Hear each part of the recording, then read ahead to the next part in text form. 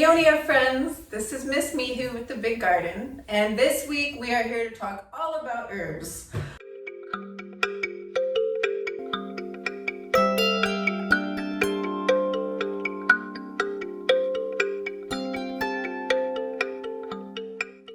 Okay, so what is an herb?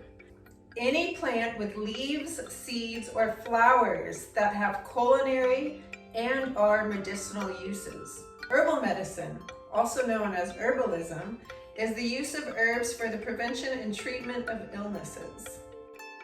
So let's start with going out to the garden and checking out what herbs I have growing. Okay, we are in Miss Mihu's little herb garden. These four are herbs, and the first one that I'd like to point out is this eucalyptus right here. It's mostly from the southern hemisphere, so places like Australia and Tasmania.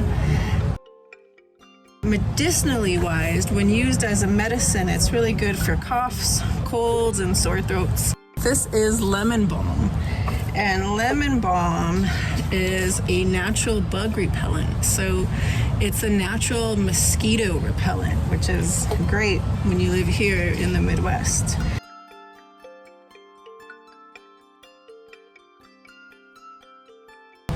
The next one here is rosemary. My rosemary is looking pretty good. Looks like a little Christmas tree. Rosemary is really good with pain, and it really helps your immune system. Another cool thing about rosemary is after you take it off the stalk and it dries, unlike other herbs, it really keeps its rosemary flavor. And so it's really good for cooking and adding to all kinds of dishes. And this is one of our lavender plants from the Big Garden. It is called a mama plant because we take sprigs off of here and we create baby lavender plants. Lavender helps heal minor cuts and burns, and it's also really good if you're feeling nervous or if you're having trouble sleeping. So it's used in a lot of teas. Right down here I have some thyme. It is a perennial plant, so my hopes is that I can bring all of these herbs in during the winter time and keep them alive, because they are perennial plants, but here in Nebraska it gets too cold during the winter to leave them outside. Thyme is a mood booster, so if you're feeling kind of down and melancholy, thyme is something that's commonly used in like an oil form to enhance the mood. Okay friends, there's one more thing I want to show you, and it's right here. And I'm going to pick it because I have a lot of this growing in my yard. This right here is called purslane. And purslane grows everywhere, and it's a succulent, but the leaves are edible, which means you can eat them, and so are the stems. So it's a green that is really good in like salads. It's a great plant for medicinal uses as well. It makes your immune system strong, and it also is an antibacterial.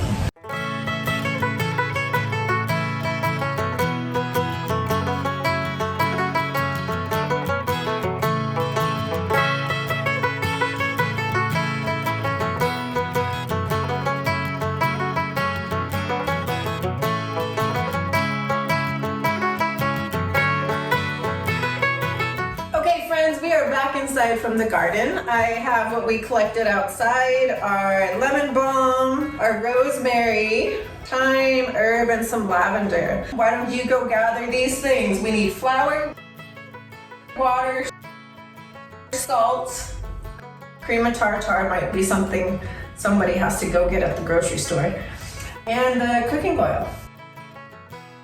So the first thing we need is a big bowl, something that you're not too attached to because it's going to get pretty messy and sticky around here. Our first ingredient is 1 cup of flour. Our second is 1/2 cup of salt. Now the flour I used was unbleached flour, but it's still white, so whatever you have in your cupboard will probably work. Okay, the next ingredient is 1 cup water. Now I'm using warm water that warm helps with the binding process. This next one is a fun one to say, cream of tartar.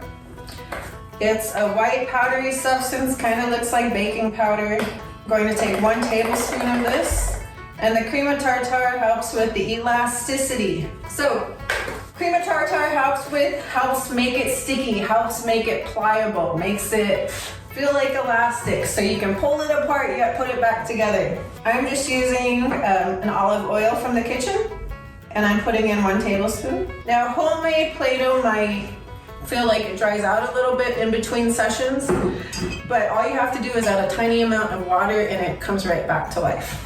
This honestly takes about a good 5 to 10 minutes of kneading, just like you would a bread dough or clay if you were making a clay pot.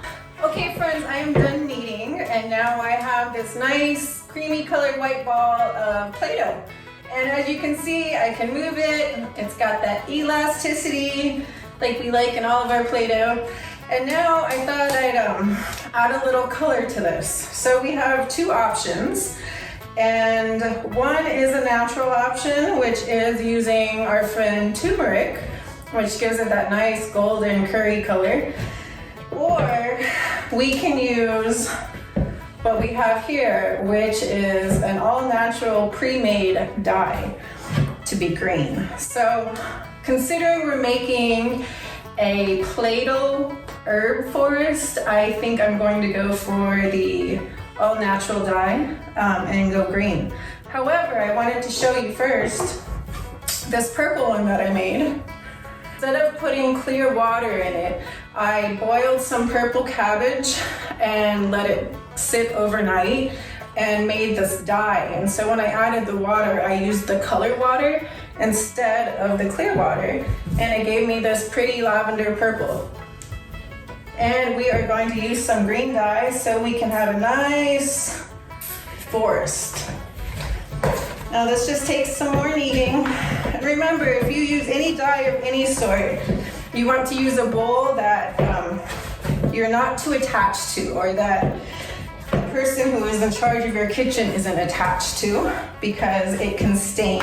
So as you can see here, we're already getting a nice green color, and I can actually work it in a little more.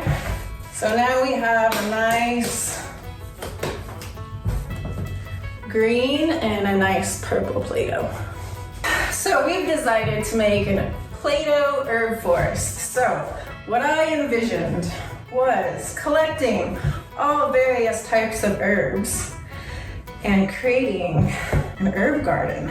And I went around and collected some things aside from the herbs that we'll be using that I thought would be fun to place inside the forest. This one right here is dill.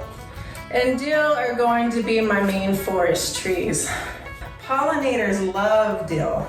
It's got a wonderful scent, and if you're one of my friends who likes pickles, you would automatically smell dill and think of pickles. So if we were going to make some pickled cucumbers, this would be one of our main ingredients. Another one that we haven't talked about yet is this one right here. This is calendula. And calendula helps with wounds and burns and rashes. It's a really beautiful flower. You use the leaves and the petals, and we make a lot of salves and lotions out of it. And these salves, which are like a really thick lotion, help with things like rashes and any sort of skin inflammation of any sort. So let's go ahead and add some calendula.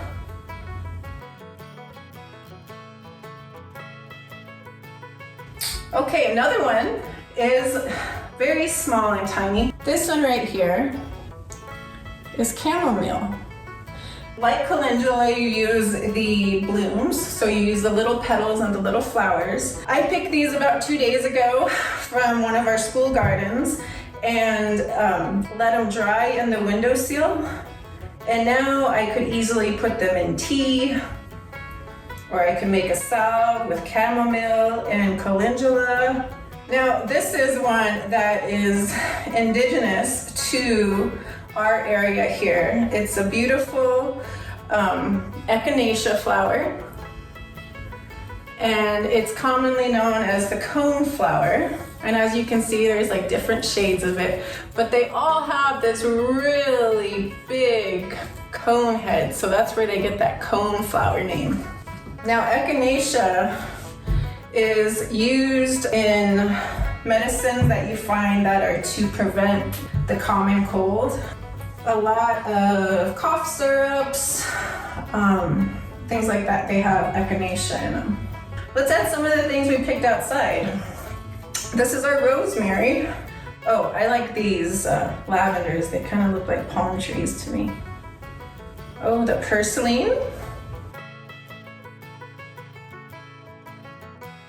Oh, and then our lemon balm. Remember, it's really good for making drinks during the summer, like lemonades and iced teas. All right, I also grabbed some seeds. So I'm just gonna put a few of those in there. Now these are some dried flowers that I had from my garden last year.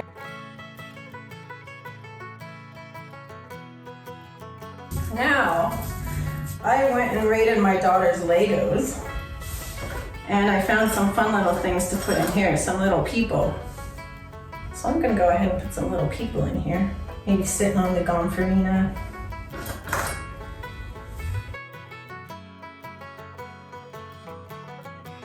These are some old earrings. They're little teepees. Thought they'd be cute.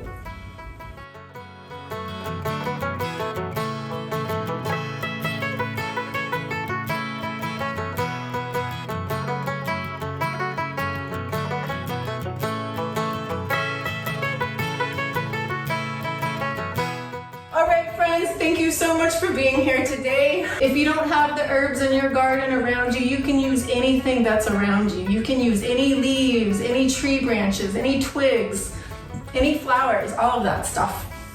So why don't you go and try to make your own Play-Doh herb forest? And then I thought it would be cool if you could go look for some purslane. There's plenty of purslane out there. I'm not asking that you pick it or eat it. I just want you to be able to go out there and identify it. And it's everywhere. So if you keep looking, even if you don't see it today or tomorrow, if you end up in a different place in the next few days, look around there too. You might be able to find some. I will see you next week.